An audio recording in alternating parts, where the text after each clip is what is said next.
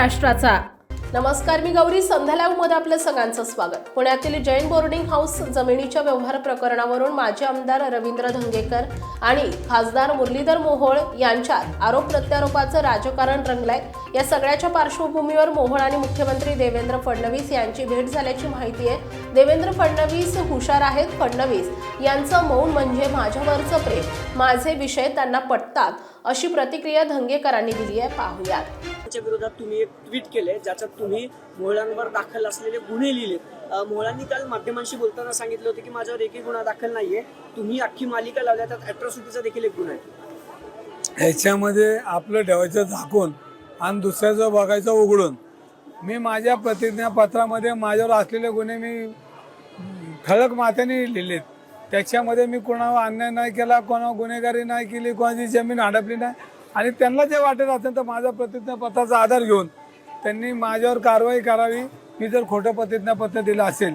आणि ते काल म्हटले की माझ्यावर एक साधा गुन्हा नाही, म्हणून मला काल ट्विट करावं लागलं। त्यांचेच प्रतिज्ञापत्र, त्यांच्यावर 6 गुन्हे आहेत। तुम्हाला सांगतो, गिरीश बापटांचं ऑफिस फोडण्यापर्यंत आणि पक्षाचं ऑफिस फोडण्यापर्यंत यांची मदत गेलेली हे पुणेकरांनी बघितली। पण मग आता ही जी तुम्ही आरोपांची मालिका सुरू ठेवली आहे ते सुरूच राहील असे? आरोपाची मालिका नाही। मुरलीधर मोहोळांचा माझा बांधाला बांध नाही, मला त्यांचा काही त्रास नाही। परंतु जी विकृती आहे भाजपमध्ये, भारतीय जनता पक्ष चांगला आहे, पण त्यांच्यामध्ये अड्डेवाले, गुत्तेवाले, दारूवाल्यांचं प्रबळ वाढायला लागले।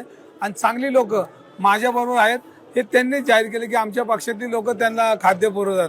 हे त्यांना तो संशय की चांगली लोक धंगेकर बरोबर आहे। आणि तिकिटाचे जी लोक आता मलिदा, तिकिटाचा मलिदा मिळण्यासाठी काही लोक माझ्या विरोधात बोलतात, मला प्रसार माध्यमातून माझी बदनामी करतात। तर मला माझं म्हणणं आहे की अजूनही त्यांनी माझी बदनामी करावी, कारण शेवटी जैन मंदिर महत्त्वाचं आहे, रवी धंगेकरांची बदनामी महत्त्वाची नाही। मी माझी बदनामी जी केली ती मी समाजामध्ये परत एकदा माझा कौल घ्यायला कधीतरी जाईल आणि मला पुणेकर कौल देतील। पण सगळ्यात मी पुण्यामध्ये जन्मलो ह्याचा मला आज अभिमान वाटायला लागला की हे छत्रपतींचं पुणे, हे जिजामातेंचं पुणे आहे। आणि ह्या पुण्यामध्ये आज पुणेकर मान का आहे ना वाकडी करून आज ह्या माझ्या आंदोलनाला किंवा ह्या जैन धर्माला पाठिंबा देतात। म्हणून मला पूर्णपणे पुणेकरांवर गर्व आहे की मी पुण्यात जन्मलो। मोहळांवर तुम्ही जे आरोप केले अॅट्रॉसिटीचा देखील गुन्हा आहे का? सगळेच गुन्हे आहेत। तुम्ही बघा, अॅट्रॉसिटी तर एक बिल्डरसाठी त्यांनी घाण ठेवली त्यांची निष्ठा, आणि बिल्डरांसाठी एक स्वच्छतागृह त्यांनी पाडले कोथरूडमध्ये, हे काही लपून राहिले नाही, त्याचा गुन्हाही त्यांच्यावर आहे। आणखी एक काल मुरलीधर मोहोळ सीएम साहेबांना भेटायला गेले होते, नेमकं त्याबद्दल तुम्हाला काय वाटतं? देवेंद्र फडणवीस हे हुशार आहेत, चाणक्य आहेत, एक चांगलं प्रशासन चालवतात। मला विश्वास आहे की त्यांनी त्याला काय गुच्छ घेऊन आले नव्हते। देवेंद्र फडणवीस त्यांना हे विचारलं की ही केलेली चोरी ही तुझ्या मार्फतच झालेली आहे, आणि तू याचा निर्णय घेऊन ताबडतोब ह्याला जर तू पुढं पाऊल नाही टाकलं तर भविष्यात तुला याची पक्षाची तुला अडचण उभी राहील। कारण शेवटी सगळ्यांना कळतं दूध का दूध, पाणी का पाणी।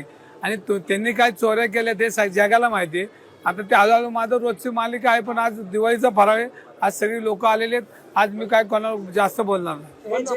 पण ज्यावेळेस पडळकर ज्यावेळेस वादग्रस्त विधान करत होते एका नेत्याबद्दल, त्यावेळेस फडणवीस स्वतः त्यांची बाजू मांडताना दिसते।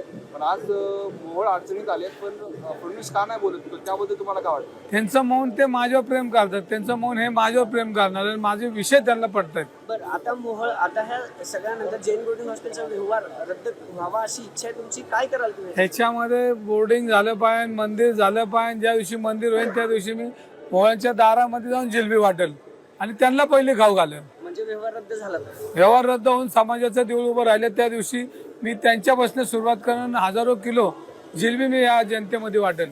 आणखी काल जैन मुलींनी ट्रस्टीला खूप छापलंय, त्यामध्ये ते असं म्हणतात की ज्यांनी या व्यवहारामध्ये जे कोणी सहभागी असतील त्यांचा सर्व विनाश होईल असं ते देखील म्हणतात। हे जरी मुरली मोहोळांना कळलं ते बरं झालं, मीच बोललो होतो, तुम्ही बोलला की जे तळतळून बोलत होते ते समाजाच्या हिताचे बोलत होते, युवकांच्या शिक्षणासाठी बोलत होते, विद्येच्या माहेर घरात बोलत होते।